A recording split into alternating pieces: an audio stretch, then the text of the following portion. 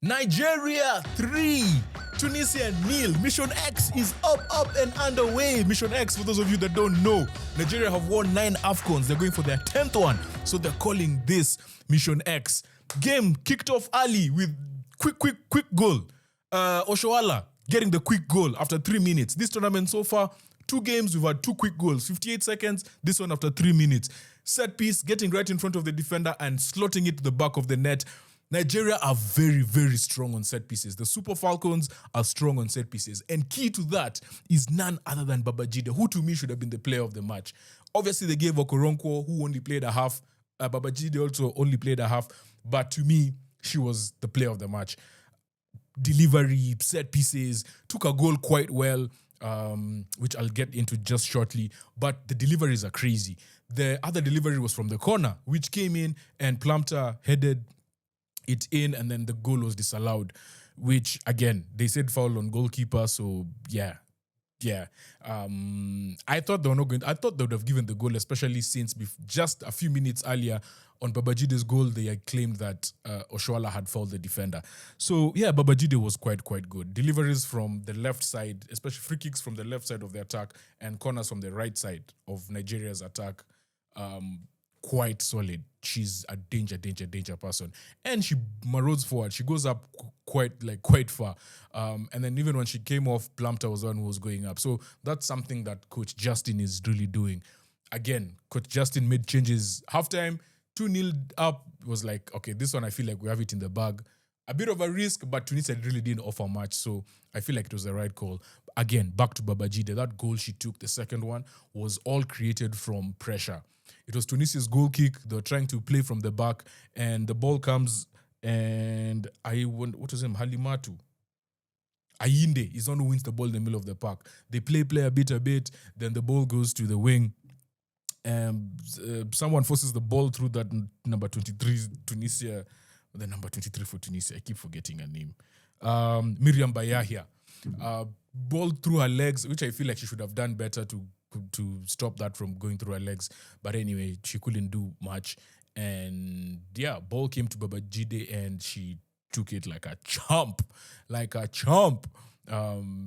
went to VAR and it was finally allowed. Which, again, I need to give props to the referee.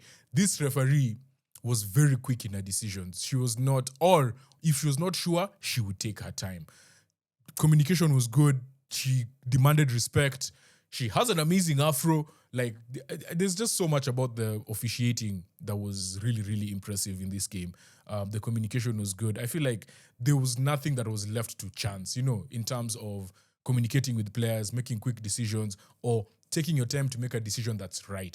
So everything, I feel like they made the right decision, in my opinion.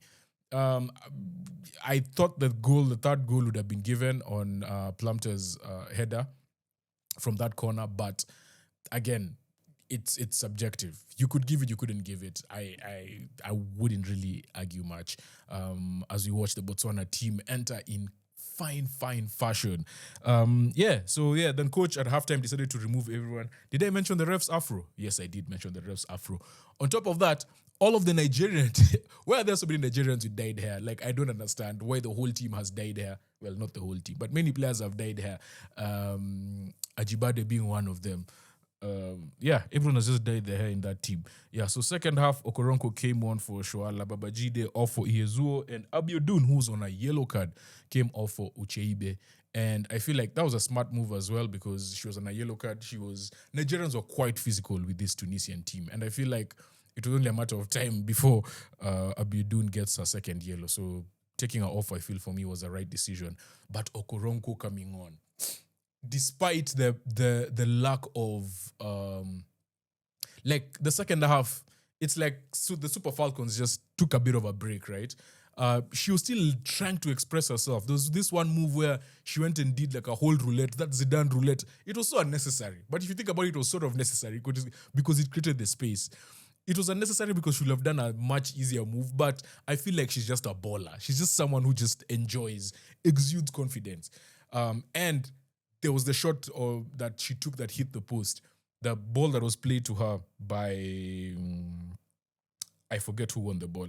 Anyway, the ball was played to her, fakes the left foot shot, drag back to her right, hits it across the keeper off the post. I think Ajibade couldn't manage to shoot the rebound in, but you can just see this lady just loves ball. This lady is just a baller. And she played a crucial bit in the last goal, obviously, because she was dribbling down the middle, and the way she dribbles, she slaloms. She slaloms. So defenders can't touch her, and then she just lays it off to Plumter, who then crosses it, and the ball comes in, and it's in the back of the net. And just like that, Nigeria, all of a sudden, I was watching the halftime show and they were saying, oh, they're not happy with this performance and all of that stuff. Actually, Okoronko got the assist because when the cross came in, she headed it off to IHEZUO.